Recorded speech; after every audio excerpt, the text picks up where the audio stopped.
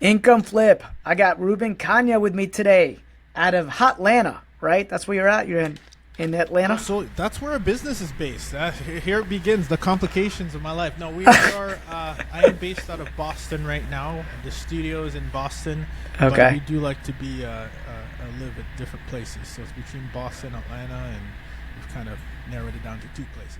Okay. Well, we gotta. Okay, we gotta jump into that, right? Like, okay, how did that come about? Yeah, sure. So part of it was whew, when people ask me, they typically ask me like, "Hey, where are you from?" And I say, "Well, depends who I'm talking to, right?" Because I was born in France, moved around in the U.S., Canadian citizenship, came back in the U.S. to study, moved around a lot there. Have an entrepreneurship background, have a corporate background, and I'm a realtor. So I use different cards. If I hear you say something that I can relate to, I'll say, well, I know about that too, because I actually spent some time in Toronto, right? So it all depends who I'm talking to, and sometimes it sounds like I have multiple identities, but it's just my reality, which adds to the completeness of who I am. So that's It's how it came about.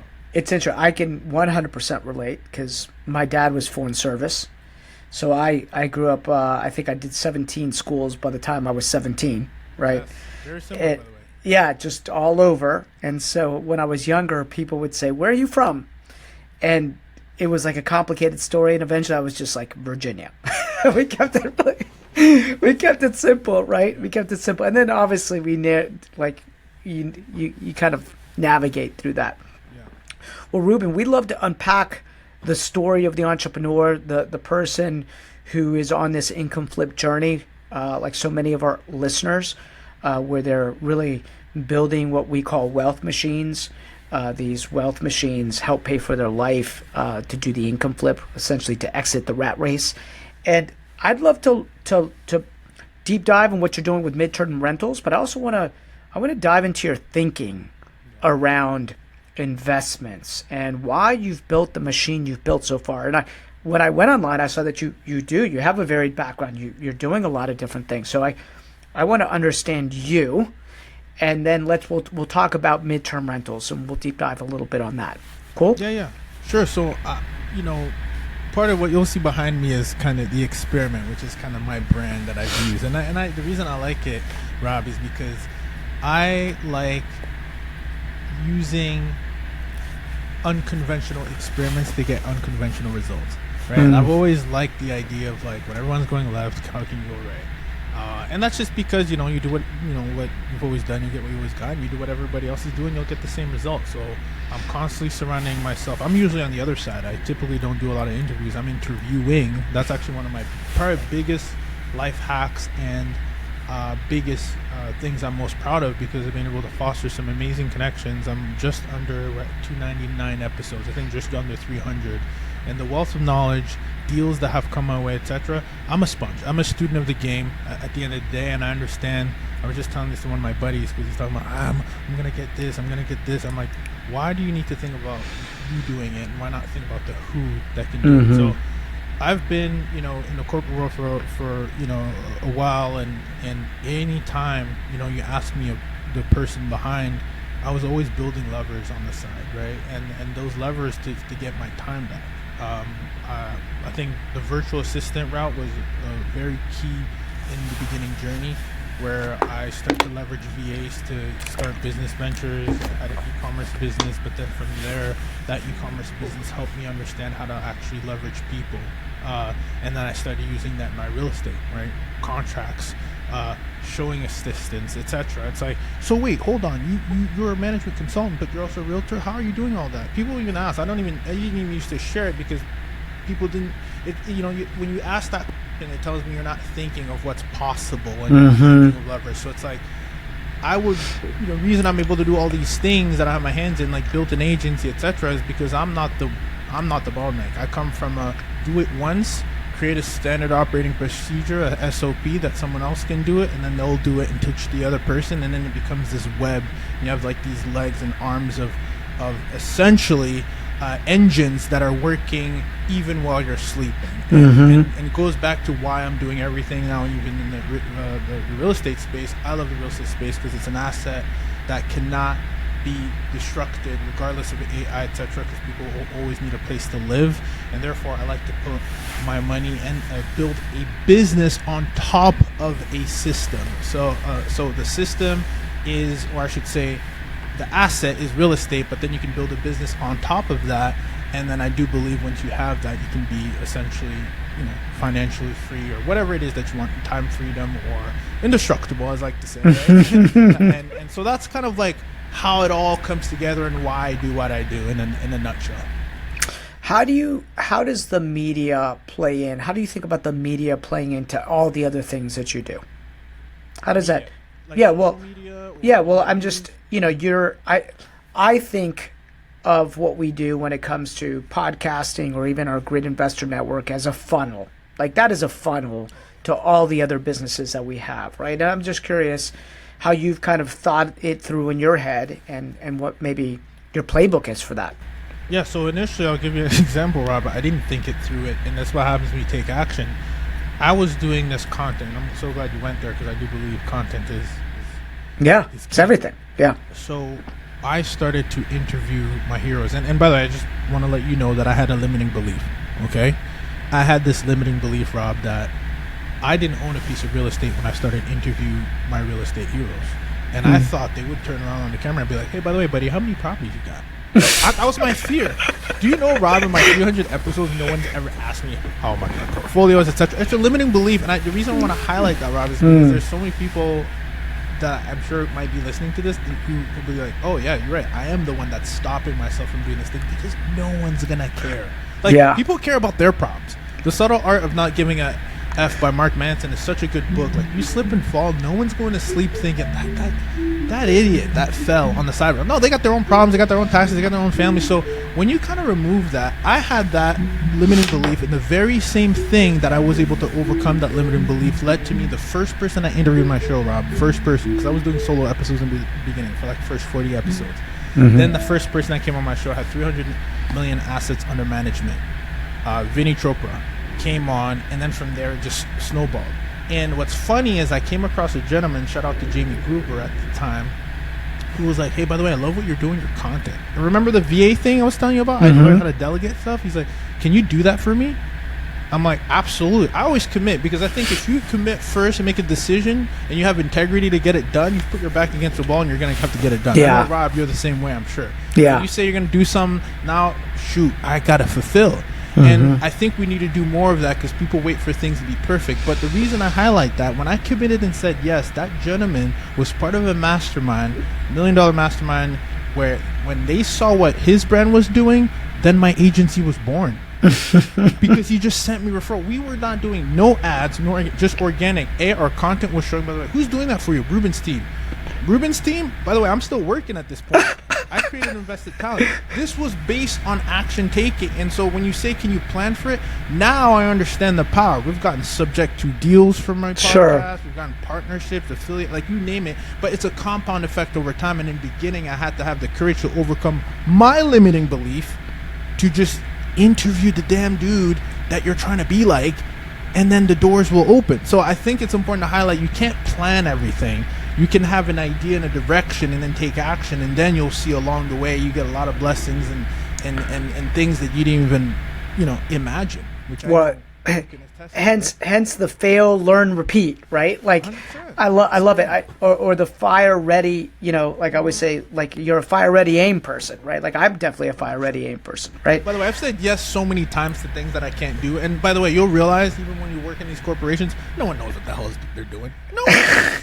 I'm telling you right now, everyone's flying by the seat of the pants. And you know how I know? Because my question, the thing is, if you can ask great questions for a living, I believe this is why I love podcasting. You listen, you time it, you ask quality questions, and based on the quality question that you ask, you get a quality answer. And so I would ask at these companies, these big corporations, so how are you guys doing this and why are you doing that? Because we've always done it that way. Or I'll ask a very complicated thing in a meeting that no one's asking, because my job as a business analyst or consultant was to ask that stupid question.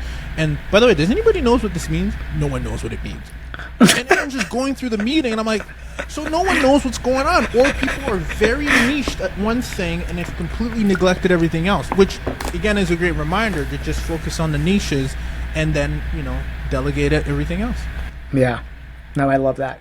So you definitely are a fire ready aim person, right? Like you're gonna fail, learn, repeat. You're gonna go, like, you see opportunity, you say yes. I think Richard Branson, one of my personal heroes, was like, screw it, just do it, right? Like Yeah, that was a book that he wrote, right? Which was that whole philosophy. It's like, yes, just, when you don't know how to do it, you're just gonna say yes anyways.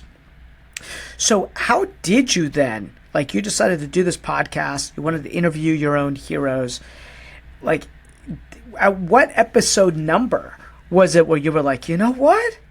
I can do this, right? Was it that? Because it sounded like that first episode helped you launch really kind of like your media stuff. But what about the real estate stuff?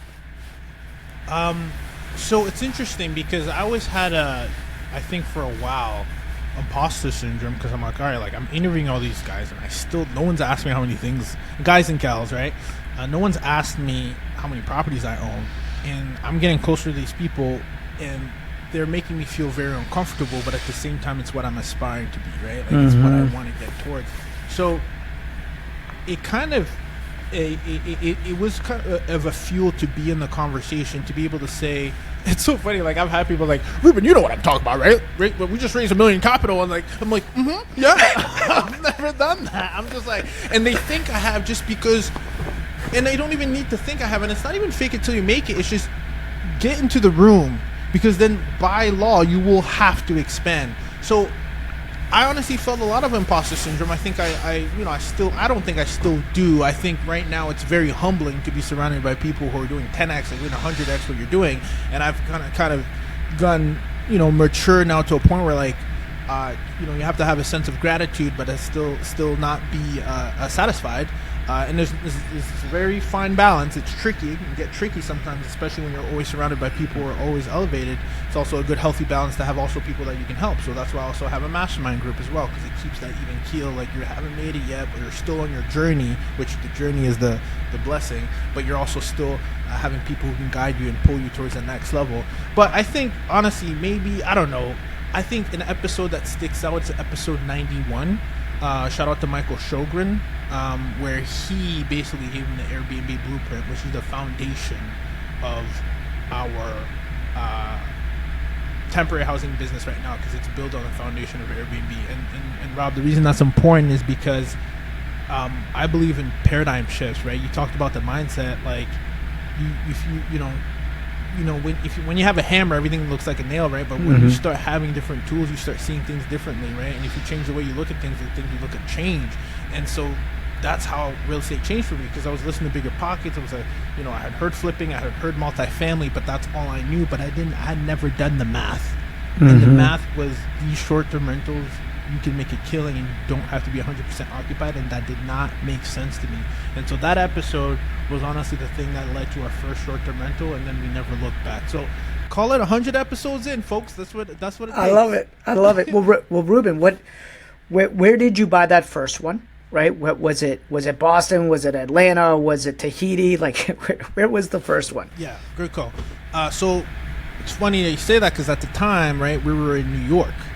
And I think people think about, well, yeah, my market's saturated, or I can't afford anything here. And so what did? We went out of state. And why did I go out of state? Is because, hey, I was blessed. My parents actually relocated from Canada to Atlanta, and I had looked at the property value at the time, and I was kind of interested. I'm like, wait, you guys, the equity went up this much, and what's going on over here? And then I started to get familiar with that market because of that reason. But we were never living in that state. It was just where I used to visit my folks. And so I got my license, and I don't think enough agents take advantage of this, and I know things have changed now with the commission and everything, but we used a 3% commission. I'd represent my own self on a deal, so that's what we did. It was a 4-bedroom, 3-bathroom, $275K. We did at the time, it was owner occupied, and this is another hack that I want to share with you guys. Still had a W-2. But I remember I had turned down JP Morgan, the big, we want you to come in the office. I'm like, nope, I got bigger dreams. So I went with a remote company as a consultant, which is 100% remote. And the reason why that's key is they paid me W-2, and which is great for the banks. but I was remote, which meant that I could change my primary at any point. I would just email HR and they'd send me a sheet. So we did a primary house hack situation. And then, once you close, obviously, after a year or so, you can do what you want. So you put down 5%, 3% of that commission.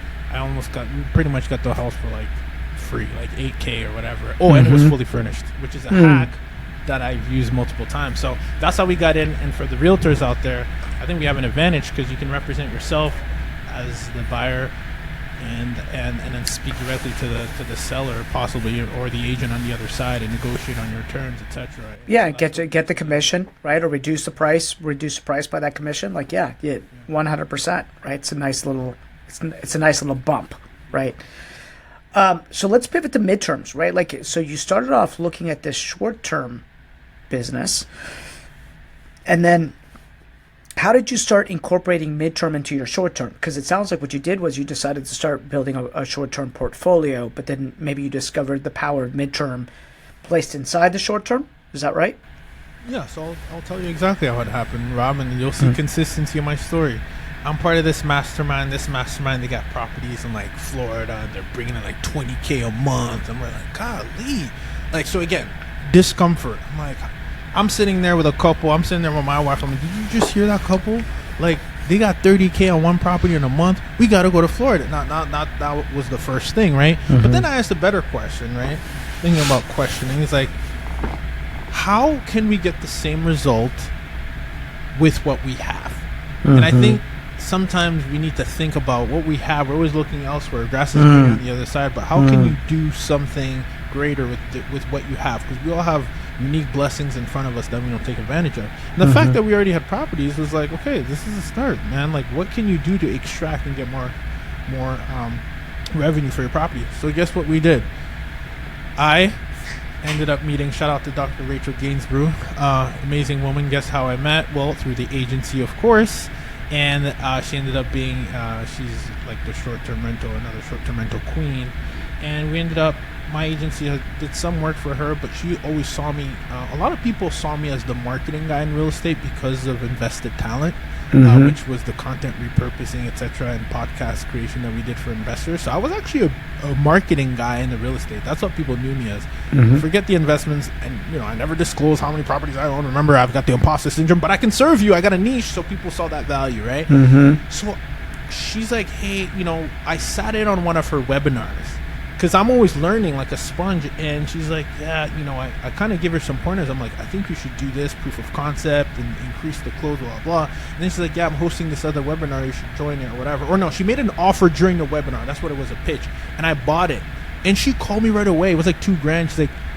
She's like, Ruben, thank you so much. I'm like, no. What are you talking about? Like, yeah, I've given you advice, but I'm like, I have my best interest here. What you're talking about, this midterm rental stuff, I'm interested in. I'm not doing it like as a friend to support you. Like, you have my support, but I'm looking out for myself here. Like, this is what you're doing is interesting. Like, she thought I was buying it to support. No, I'm buying it because I'm interested. Like, that's a lot of support. Right. Yeah. And so I took that, I learned it, I applied it, and like we landed our first contract that was 4x of what you would traditionally make in rent. The overhead here was for that property was $2,100. We got an $8,000 a month contract. I'm like, hold on here. Whoa. Repeat this. Yeah, it's crazy. And insurance companies are paying for this. And they pay a premium. You can add all these fees. And I'm like, okay, we're not looking back. And we just went all in. And so now a lot of people, they talk about doors, right? It's humbling in a way because, you go from like the beginning of Bigger Pockets. You're going to need 100 doors to make $10,000 a month. I'm like, what? No, that's not going to work. Then you get introduced to the short-term rental, and that's a new paradigm. Like, okay, that's it. Okay, like maybe 3x. Then you get introduced to the corporate housing, temporary housing, where you work with insurance companies or like a billion-dollar industry, and now you're getting 5x what you make. So now we are getting more with less. We just on one property, we made like $20K in 1 month, like profit, take home $23,000 on that same property, the first one we bought, because of an insurance tenant that just continues to extend. Like, that's insane. The mortgage on that home is $1,900. Oh my God. You're covered for the year on 2 months? It's insane. So once you start looking at that, your paradigm changes. Change your paradigm, change your life. That's the biggest thing I can say. Be part of masterminds. don't be afraid to experiment to get unconventional results. Don't do what everybody else is doing. And you can see the people from the agency connected the dots. From the mastermind, I got the inspiration. Sure. And then I found a solution. It comes full circle, right? Well, what advice would you give to somebody that's interested in learning more about getting into that midterm corporate insurance rental? Like I remember for us, we just had an Airbnb, and all of a sudden we got a call from an insurance company because there weren't any other, like they just called and said, hey, we'll add you to the list, right? And we made really good money on that deal. And I'm like, we need to find more people to add us to their list, right? But I'm sure there's definite strategy around it, right? Yeah, I mean, that's all I do now. I love to be able to coach people and assist, but to give the listeners some game here is, first of all, the biggest pain point that these insurance companies have. So just to put things into context here, so we understand what we're talking about. This is what an insurance company has, or you as a homeowner, you're a policy holder. That means you're paying your mortgage, and typically in the PITI, there's actually mortgage insurance that you're paying on there, right? And then you have insurance on the home as well. So not to be confused with mortgage insurance, but there's insurance on the actual home, whether it's State Farm, Allstate, whoever that you use. And part of that, usually you don't even forget about it because it's baked into your mortgage company wants you to have insurance because, they're the ones essentially who have the asset as protecting your asset. You own the note, they essentially own the real estate. So if you have a mortgage, you have insurance, whether you know it or not. So you're paying a premium every single month or even annually. Usually that's how it's done, right? And then it's split. What happens if your pipe bursts, tree falls on your home, and you're no longer able to live in your home? You have what is in your policy, what's available. It's called loss of use, coverage D. And that amount of money is usually anywhere from 20 to 30% of the dwelling value's worth. So if your home, again, not to be confused with your land value, your dwelling value is going to be on your insurance policy. It's usually very close. I would only say if you're in a very expensive state, there might be a discrepancy if your land is worth more. But for the most part, go with the value that you see in Zillow. If you take 25 to 30% of that value, that's how much allocation of funds you have accessible to use should a loss happen in your home. So what people don't realize is this is very prevalent. I'm not talking about just storms or anything like that. We're talking about day-to-day human error or just things breaking down, construction, you name it. There's a family, they've had a car just go through the side of their house, and now the house needs to be rebuilt, contractors, permits, etc. Putting them in a hotel, Rob, is level 1, but that's a temporary solution to an emergency. The second phase is putting them in a like-kind home that they can live in until the work on their home is done. So from their loss of use, which is anywhere, call it a $400,000 home, that's about $100K, that family has $100K that they can put towards relocating. And usually what happens, the insurance company is not calling you, Rob, with the property owner, or Ruben, the property owner. They're working with, call it like a staffing agency, or what we call a relocation company, like an Alish Solutions, CRS Temporary Housing, THD Alacrity Solutions, those kind of companies. Their job is to relocate families nationwide. And when I tell you that they're slammed packed and there's not enough inventory on the marketplace, that's where we come in and raise our hand and say, no.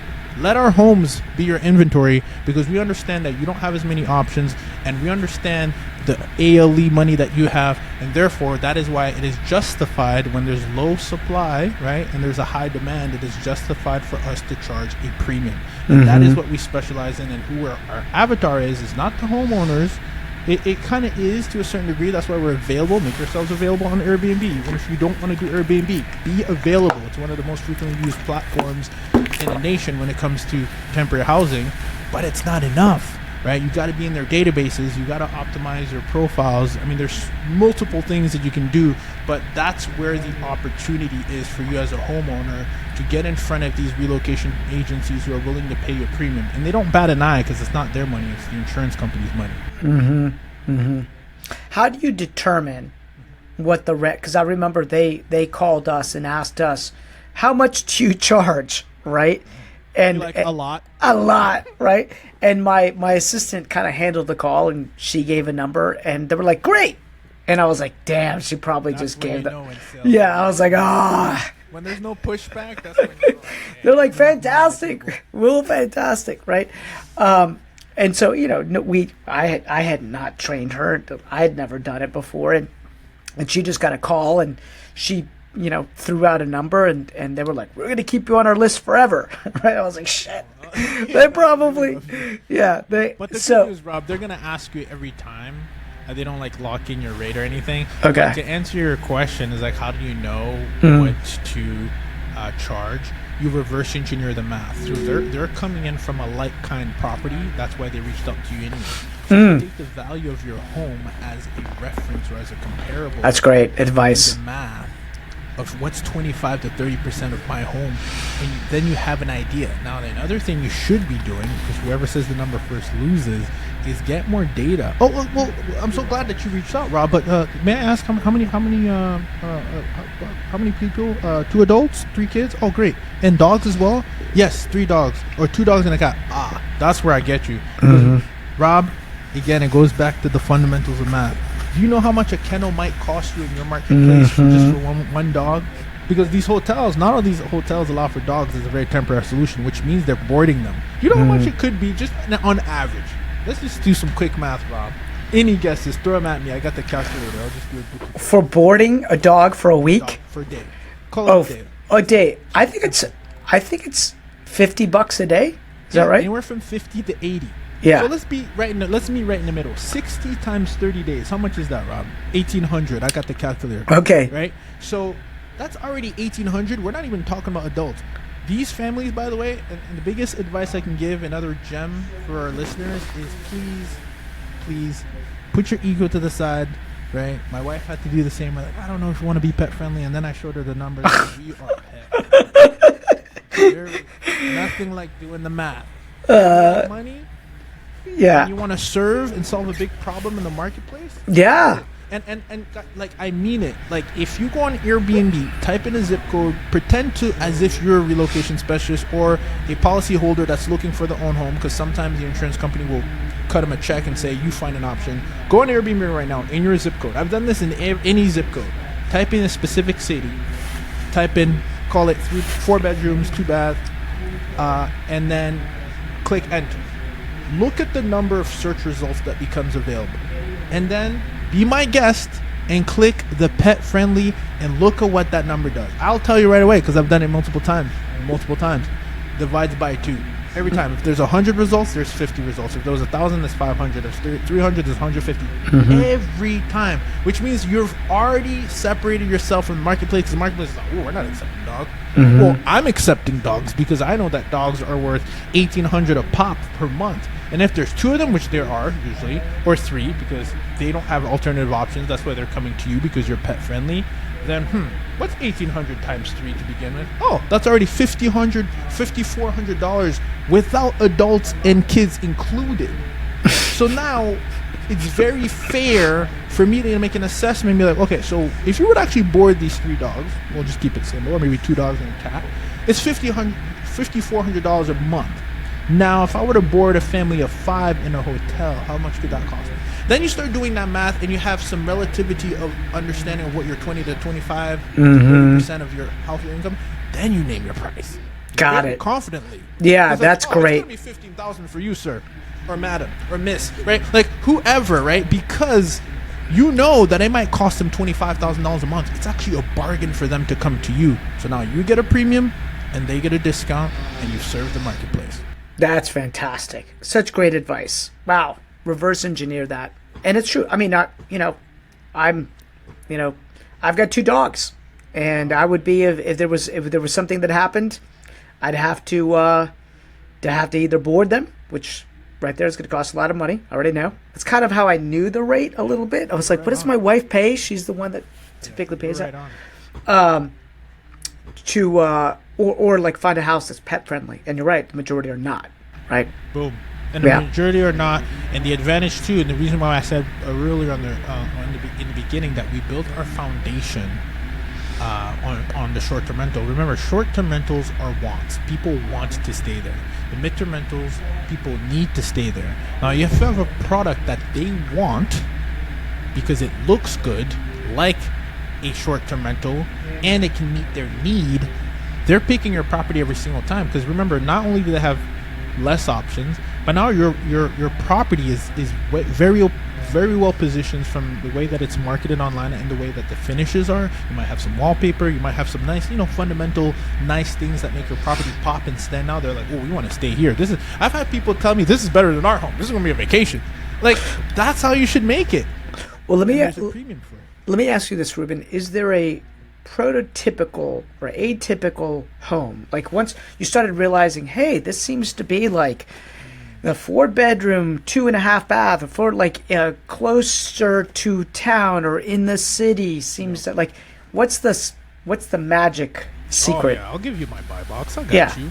I'll give you. Here it is.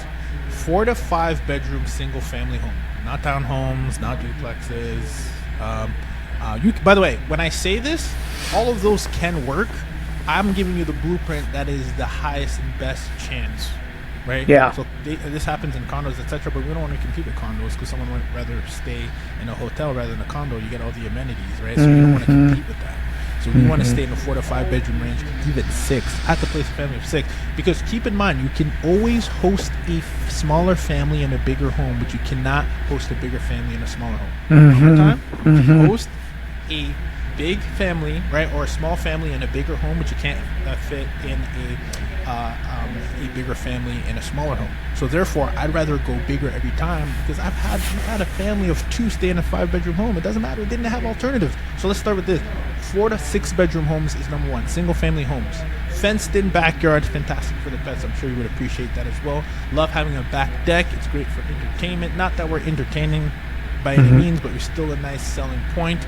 We like ranch-style homes. It's not that it's ADA compliant by any means, but it's close enough that you basically can access the entire home without having to go upstairs or downstairs. It doesn't mean you can't have a second floor or a basement. We love that, but could you actually access the home without needing to go downstairs or upstairs? AKA master on main, huge selling point. Garage, huge selling point. Those are the key fundamentals that you look for, because a walk-in shower, etc.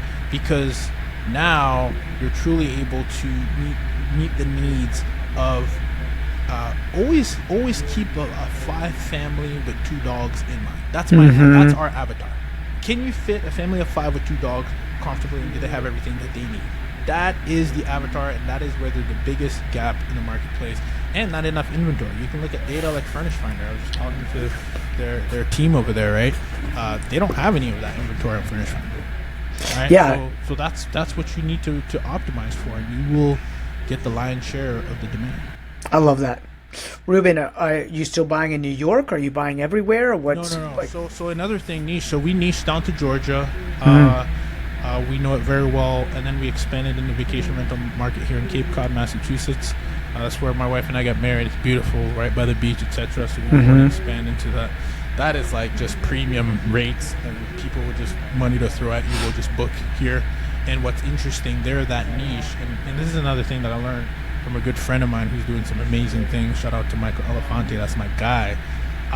He basically was one of the things you look at when you look at the Cape Cod market is people are there for the location, and if you look at the competition, there's like old furniture, there's bed skirts and everything, but people are still booking. So when you get a property there that's modern, you finish well, you just stand apart like night and day, because not only are people going to come here for the location, but they're also going to come here like, oh, you got these new amenities, new construction, etc. So that's kind of our niche here in Massachusetts. But otherwise, we're just doubling down in Georgia, and of course, we're helping people nationwide in our mastermind group getting even bigger contracts that we have gotten. How does that mastermind group work? How does it work? Yeah, sure. So essentially, answering all the questions that people have. What are the databases that I need to list on? What are the contracts? What are the templates? What should they look like? How do I actually price? How do I send proposals?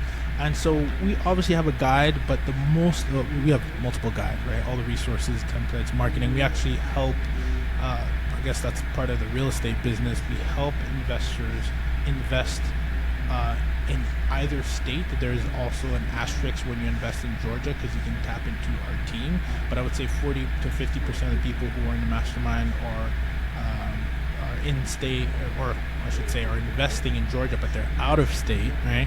Yes. And some folks are in other states, and essentially we're giving them the blueprint. This is what you need to buy. This is how you furnish a home. This is the type of property that you buy, right? Everybody in the mastermind group is using this exact same criteria that I gave, and this is how you optimize your property so that you are sought out and always reached out to first. And most importantly, this is how you build a relationship with these your avatar, the relocation specialist, so that they continue to come back to you for more. And then what it is the mastermind. I think where the most value is meeting every single week on what's working and what's not. Yeah, that's where all the value comes in. Sharing. How much does the mastermind cost? Just out of curiosity. Close $15,000 to get in, and then there's like a continuity kind of model where you kind of get access for a while, and if you want to stick and continue to get value, there's like a membership program. Okay, so it's 15,000 up front.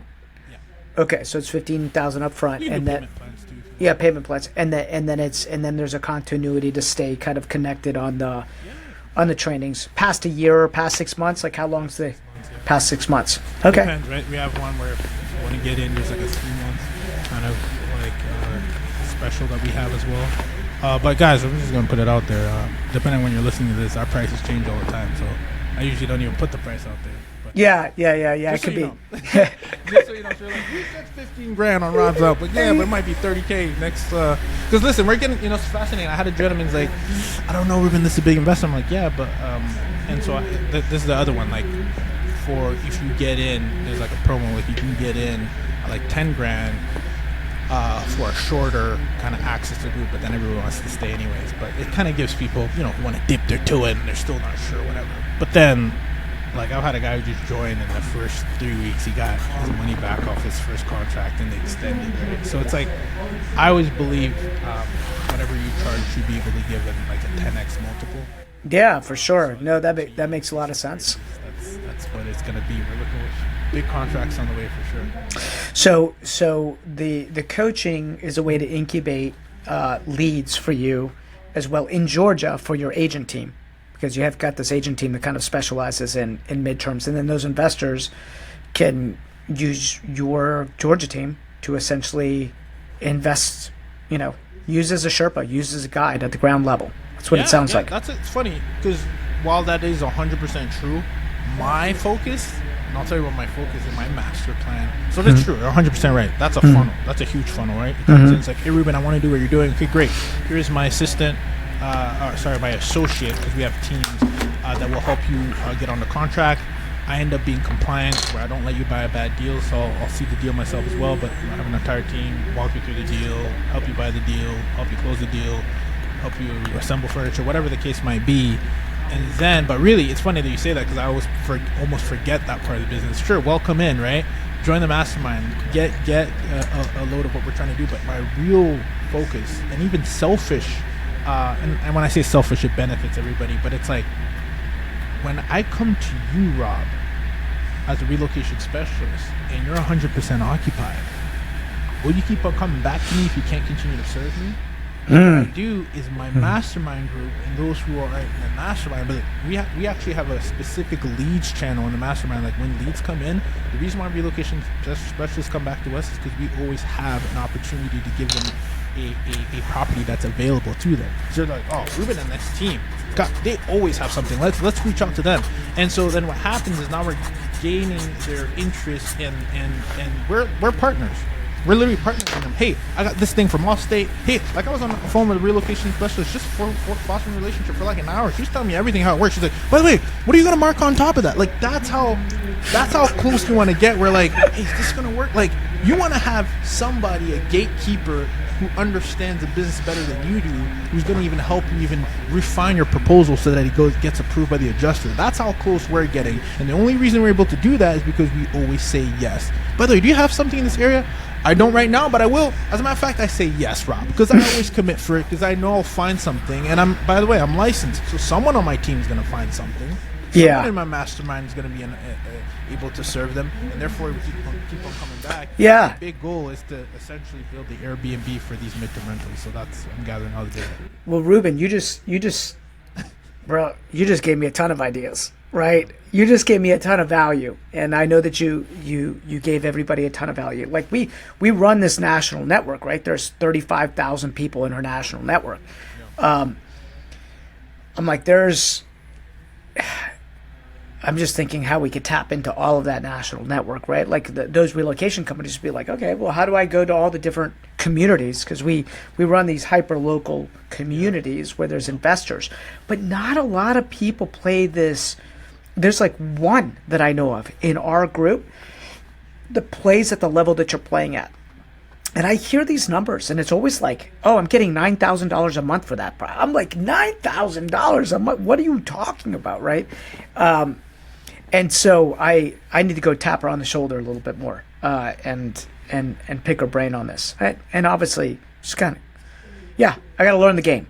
Thank you. It's fascinating. It's fascinating. And I feel like it just opens up that door that you can't ever look back. Like, if you ask me, I can almost promise you, like, something would have, by choice, if I went to go the long-term rental route, I would never do a long-term rental ever. There's just no way. With the knowledge that you have, you couldn't do that. It just makes no sense. And it's fascinating to me because I do a lot of, like I do webinars and stuff like that. And I say, and the reason why there's long-term rental operators and short-term rental operators, and by the way, we need them, right? But it's also because there's a knowledge gap. Yeah, there's knowledge gap. If they knew that, they wouldn't, like, who wouldn't want that? 100%. Back to the knowledge. And I always ask myself, what else don't I know? Because on this journey, I will say, with all these 300 episodes and the network and the masterminds, I'm always discovering these new things. I'm like, I know nothing. And my job is to go out and close that gap, because I'm talking about from financing deals to creative financing to business credit to midterm rentals. There's always this new level that gets unlocked. I'm like, how in the heck did I not know about this? Yeah. It's very humbling. It is an unlock, like getting to be able to have discussions and learn people's stories, and models is an unlock for me, right? It's an unlock for you. It's a hack. Fantastic, Ruben. If people want to get a hold of you, I know you have a hard stop. Where do they go? I would say experimentrealestate.com, because you can get a blueprint based on what I just talked about. The midterm rental insurance blueprint, and my goal is to serve. It's not like when you get the link, obviously you'll be on my email list, and we send quality, insightful emails like that about how extensions happen or real-time case studies. The most thing that I'm proud of is I never want to be one that does paradox of practice, which means that they were doing it once and then they stopped and now they're just selling books and coaching. No, I'm doing case studies in the field, so like now. I'm getting this data, like you're gonna get the latest and greatest of like how you're able to double dip on this deal, like I have so many case studies that I bring to my mastermind in real time because we're doing a thing, which I'm very proud of. So experimentrealestate.com. I'm very active on Instagram. But man, Instagram, speaking of media, man, our page is 100% organic, and I feel like it doesn't push out as much as it used to. But I'm very, like, you'll see on my Instagram, the Real Estate Experiment, you'll see like when I'm doing my stories, how I'm engaging, how my wife and I are involved in our business. Like, it's really fun. Like, I do like to have fun on there and kind of show my behind the scenes. That's awesome. So definitely check out there. But experimentrealestate.com, grab the blueprint, and then follow me on the Real Estate Experiment on Instagram. And don't be afraid to send a DM. I love the serendipity, as you can see. Never know. Okay, final question, Ruben. What's an interesting, fun fact about Ruben that we should all know? There's probably lots of fun facts that we shouldn't know about Ruben. But what's a fun fact? Like what's a fun fact about you, right? I feel like I could probably interview you for a long time, so I want to kind of get to the to something that like nobody. It's just like hey, this is an interesting thing about me. Yeah. I would say I'm a sucker for personal development. I love, I think I told you about the unconventional experiments to get unconventional results. Like, I love asking, okay, but is there another way?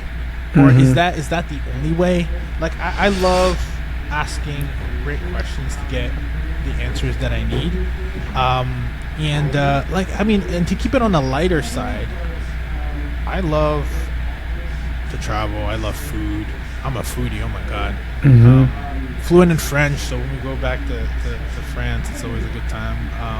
And then I love having an integrated lifestyle. I believe that you should be able to have your cake and eat it too. I think sometimes people will say, "Oh yeah, you can do that, but you can't do this." I think you can. I think you can just put in the right systems in your life to have it all. And why not go for it all? I think one of my biggest frameworks right now is it's a really good book, Die with Zero by Bill Hawkins. It's thinking about that. It's like, why are we all doing this anyway? Where do you like to travel to? What's your spot? You know what? There's so many different spots. I want to do the East. Like, I'm going to Thailand at the end of this year, and I've never been in that part of the world. But like, obviously, we love Europe, quintessential. But we've done Saint Martin was really good because it was both we went to the French side and Dutch side. So there's a time and a place. So when it's like, I love being by the ocean. This magical thing about being close to water. It definitely is. There's a draw there with the moon and the waves and all that. So I love that. And often like we gotta go back to like the Caribbean or something like that. And then there's like Italy and all that, and there's this Europe, France and all that. But then there's the other side where I want to see a different side of the world, because your truth is based on what you know. And I'm from, I'm Congolese originally, and people have this perception of how Africa even is because it's what you've seen. You only see, and I don't think the branding, unfortunately, because the media is controlled in a certain way to show only a certain thing, we only see kind of like a negative connotation with it, like, oh yeah, call the 1-800 number to help these kids. But like, man, there are some beautiful parts of the world, like Africa, like the entire motherland, like the East that doesn't get marketed a lot, right? So I want to explore a lot of those different cultures because people live very differently than we do. Like a lot of different parts of the world, and they prioritize things different than we do. And I want to get introduced to these new paradigms. So I would say that's the long-winded answer is I want to be introduced to new paradigms and constantly be shocked with like, I can't believe I never knew that. I can't believe people live this way. Yeah. I can't believe that there's another way. That is my goal. I want to have that happen as often as I can. Yeah, that's unique because people they get stuck in one type of thinking. And like they just get stuck in that one lane of thinking, and they don't see all the lanes, all the 1,000 million lanes that could happen, right? Which opens up your mind to the possibilities of the world. So I love that. Talking about the beach. Are you going to the Bigger Pockets annual conference in Cancun, by any chance? It's not. Is it this Q4? Or? It's October. It's October 6th, 7th, and 8th. It's funny because I missed it. I went like 2 years ago. Then I missed it for a wedding. I don't know that that's on the radar because we got to prepare for Europe. Yeah. In October, but I'd love to. That's a good one right there. I want to get back on that. But no, well, I don't think I'll be there. But in the future, for sure, because Bigger Pockets, that's a hell of a brand, man. They did it the right way. They've done a great job. There? Yeah, I'm going to be there. I'm going to be there. Well, so we'll have to sync next time because I love to interact with the people in the flesh. So 100%. Well, Ruben, thanks so much for sharing time here on the Income Flip. I appreciate you, brother. Hey, thank you so much, Rob, for having me. Only one experiment away. Always. I love it.